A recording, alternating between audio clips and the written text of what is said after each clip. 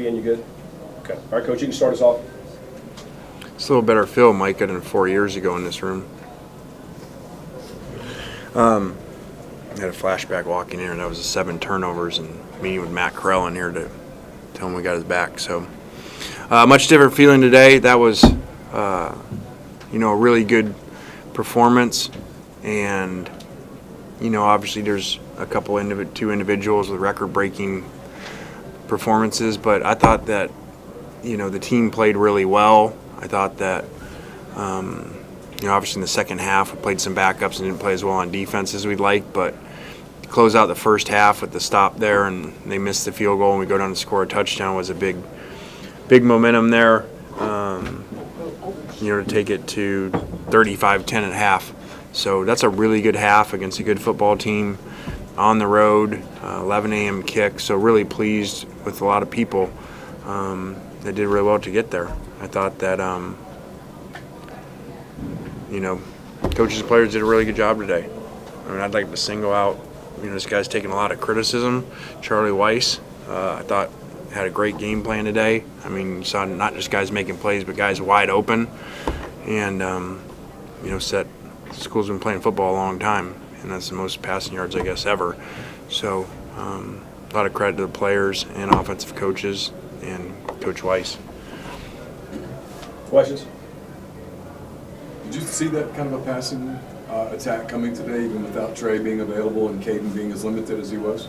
Yeah, I think that's really kind of, why I even said the, player and coaching part on abnormally too, is because, okay, you're playing without the best receiver in the country, and then Priestcorn basically can't play.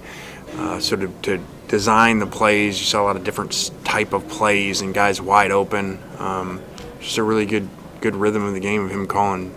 I did not see that. No, I didn't see the 562 yards passing. I couldn't have predicted that.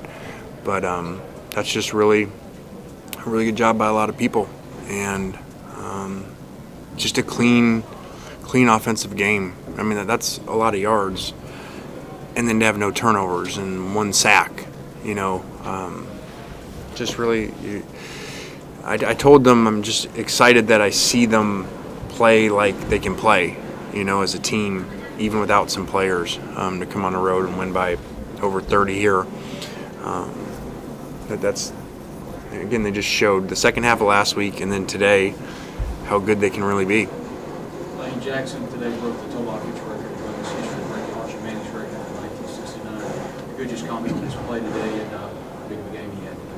Yeah, I thought he was great. I said he played well last week. I mean, guy takes criticism, and I think he plays really well. He's the all-time winningest quarterback here and the most total yards in the history of school, so he must be doing something right even before today. So I'm just glad that hopefully everybody sees it now, and he's worked really hard to get there. That's not just talent alone. The guy works as hard as anybody all week long, always up in the office, always trying to find new things, work with the different receivers. Jordan used to be a slot, and then Trey out, we've moved him outside, and they did a great job working together throughout the weeks and this week in order to do this. Wayne, would you view this as a complete game performance by all phases today? I would have thought that if you said a 30-point win here, but we didn't play very good on defense in the second half and at times in the first half too.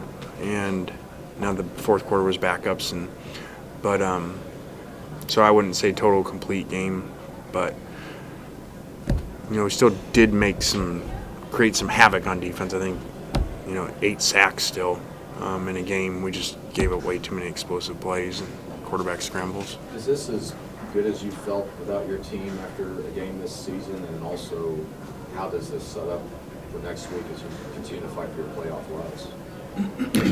Well, I think that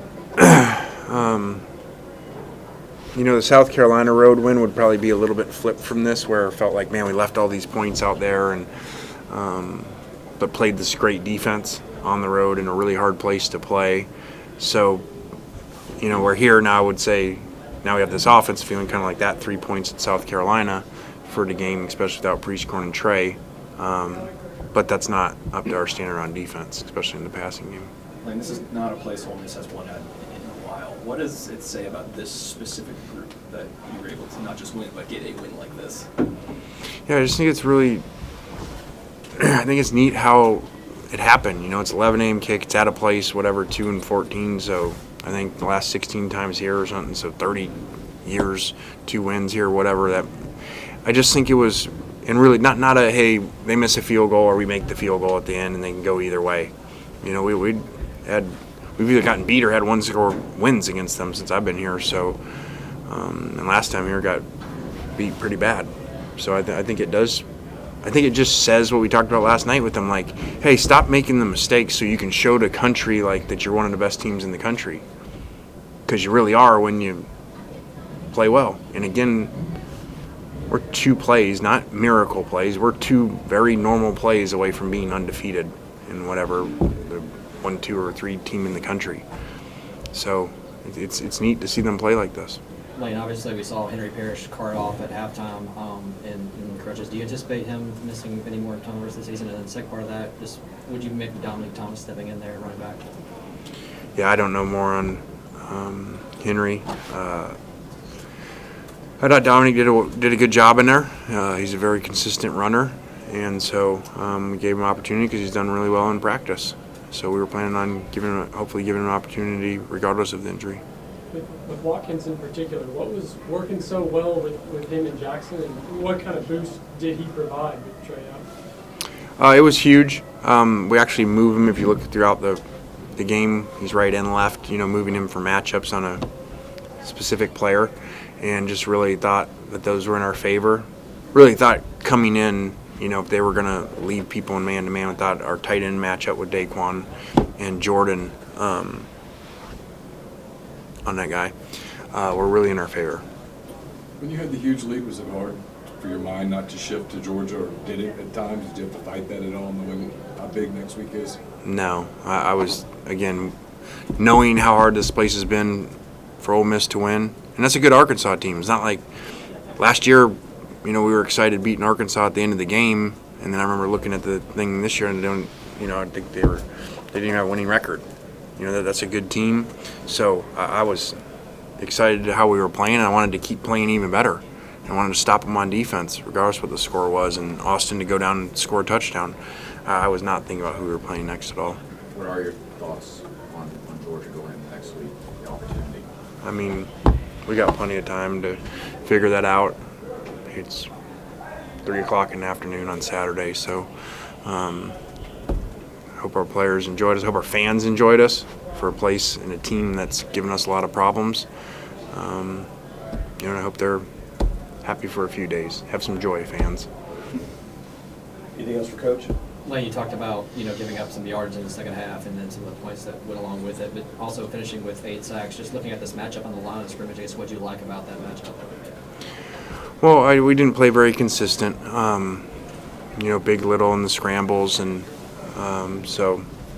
but we did make some impact plays there, and turnovers, won the turnover battle, and again on the other side, another shutout offensively turnover, back-to-back games. So, but we got to be more consistent in the pass defense and the rush lanes. It was early in the game, so kind of gets lost. The goal line stand Arkansas had, then to get the touchdown in the end zone, the fumble. Yeah. What did you think that did, just to kind of change the game? Glad you brought that up. It was a long time ago. I almost forgot. You know, I obviously disagreed with the pass interference call, you know, especially losing the game at LSU with one that I think, I mean, whatever. So I really struggled with that, and, you know, like they say, sometimes the ball doesn't lie, you know. So, in my opinion, they drastically missed the call, and all of a sudden we scored anyway. So I'm going to stop there. I know a few years ago you put out that you recommended maybe we should fine coaches for faking injuries on the field, and I know last night the SEC sent out a new fine structure. Just your thoughts on that now being implemented? I'm glad. And I know some people say, okay, you know, that sounds weird coming from me. We're a tempo offense. I mean, I've been saying this for years, okay, to faking an injury hurts us more than anybody, whoever, us in Tennessee, probably more than anybody in America. And it happens to us more than anybody. It happened last week. So, over and over again. So, I know it may surprise you. I was very happy for that. And we issued a statement weeks ago about this. All right, anything else for Coach? All right, thanks. We'll have players in next. Thanks, Mike. Yep.